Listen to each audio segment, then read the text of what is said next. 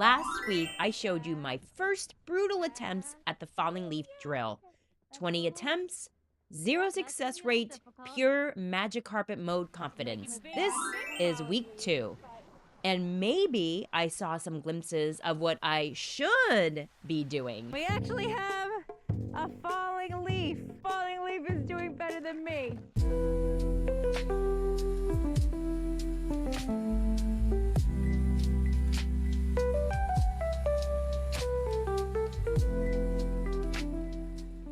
Welcome back to the Drill Down to Level Up, where I'm hoping that focused practice can transform my skiing after 50. Hi, I'm Sunny, and I am so happy you are here for this journey. If you missed week 1, I'm tackling drills from Olympic gold medalist Deb Armstrong. Falling leaf teaches edge control and fore-aft balance. And last week, I looked like a total beginner. It was embarrassing. But here's what I promised you. Honest documentation of every step. That's why I want to get back to like old school and doing drills and really putting in the time and the effort and forcing myself to do it because I'm documenting it. So let's see if week 2 shows any actual improvement or if I'm still flailing around looking like a spaz on easy terrain. Here's where I started last week. Oh no, I don't know how to do it. Okay. Rough. Really rough. This week, I got back out there with one goal: more attempts, more focus, and better awareness of what my edges are doing. And here's what I'm noticing. My edges are still grabbing more than I want. I am getting hung up when I'm trying to sweep my skis up the hill and then backward like a pendulum. I see glimpses of what I'm supposed to do. My upper body still turning more uphill than it should. I can see it in the footage, but there were moments, brief moments, where the fore-aft balance felt smoother and I was like, that's the feeling. See? Right there. That's a smidge closer to what Deb Armstrong demonstrates. This is better. This is better. It was brief, but it happened. Let's be honest, I'm not going to get magically better with a couple of attempts. This drill is humbling me for sure. And this week, I had a moment where I thought, why am I doing this? I could just be skiing and having fun.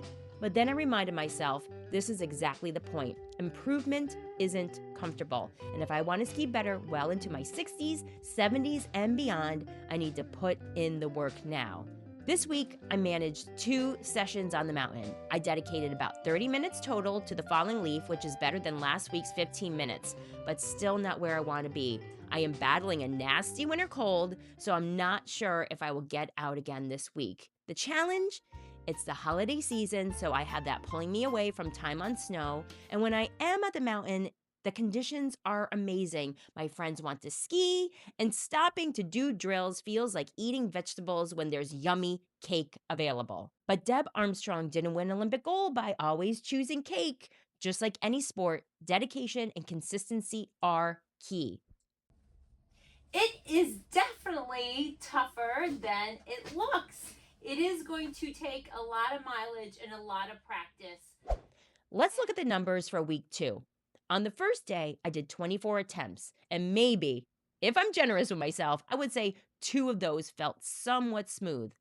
On my second day, I spent one whole run just doing the sweeps and trying to break down the drill, so I won't count those as full falling leaves, but definitely practice. When I moved to the better terrain and pitch, I felt more confident. Just down this little pitch here, do some falling leaf. So a little bit more practice, even though, I mean, you can't beat these empty slopes. That is where things clicked for me, and I did a solid 14 falling leaves. Success rate? I would say that 8 out of the 34 attempts felt pretty good. Now, mind you, this is still at the very beginning of the learning spectrum. Time on the drill, 30 minutes total, up from 15 minutes last week. Confidence rating, I'm slowly moving into the green chair giggles. Here's the question I'm also tracking.